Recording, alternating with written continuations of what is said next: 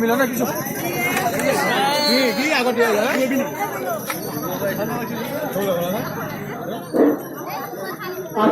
জনগোষ্ঠী সংগঠনৰ আহ্বানত নামখানা আঞ্চলিক ছাত্ৰ সন্থাৰ উদ্যোগত আয়োজন কৰা নাগৰিকত্ব সংশোধনী বিল 2016 বাতিলৰ দাবীত যি জুই সমদল আয়োজন কৰিছিলে।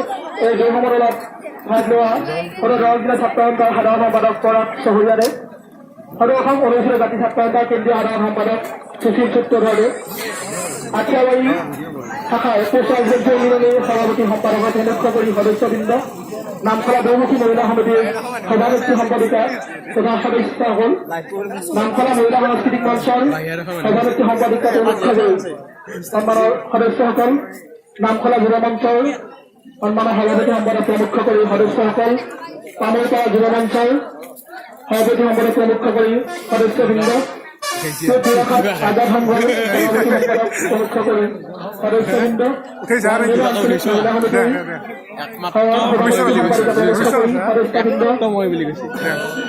তথা আজিৰ এই কাৰ্যসূচীত ভাগ লোৱা নামখলা অঞ্চলৰ মূল শ্ৰদ্ধা আৰু ব্যক্তিসকল তথা আই মাতৃসকল তথা কণ ছাত্ৰ ছাত্ৰীসকল সকলোলৈ নামখলা আঞ্চলিক ছাত্ৰ ছাত্ৰৰ পৰা ধন্যবাদ জ্ঞাপন কৰিছো।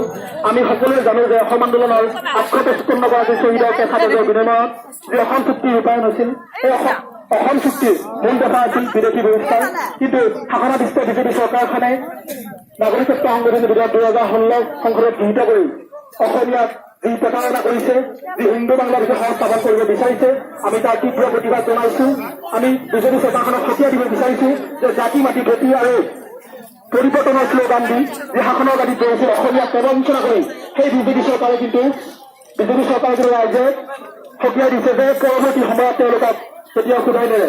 আমি আজি এই সন্মিলনত ভাগ লোৱা আমাৰ সন্মানৰ সভাপতি হৈছে সদৌ দৰং জিলা ছাত্ৰ সন্থাৰ, তেখেতক দুআষাৰ ক'বৰ কাৰণে অনুৰোধ জনাইছো।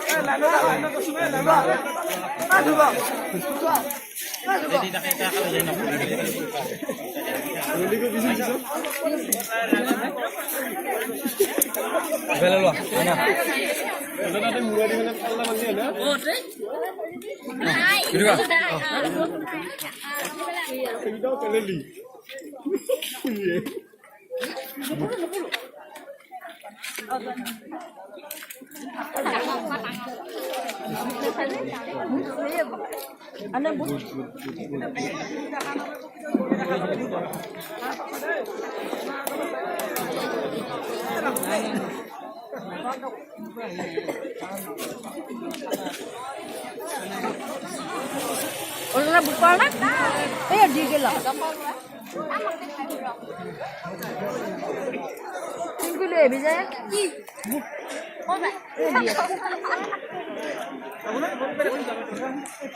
Kan besi ya kayak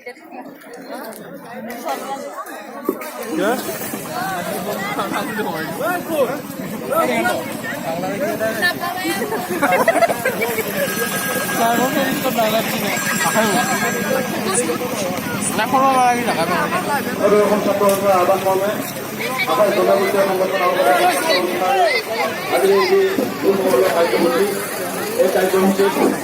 অংশগ্রহণ করা নামখলা অঞ্চলের সম্মানীয় রাইজ নামকলা আঞ্চলিক ছাত্ৰ সংস্থাৰ বিভিন্ন বিদ্যালয়ৰ পৰা অহা সন্মানীয় সদস্যসকল সদস্যসকল উল্লেখ দাবী থাকে যে বৰ্তমান অসম চৰকাৰখনে এক জাতিসংঘী সিদ্ধান্তৰে নাগৰিকত্ব সংশোধনী বিল 2016 গৃহীত কৰিবলৈ ওলাইছে।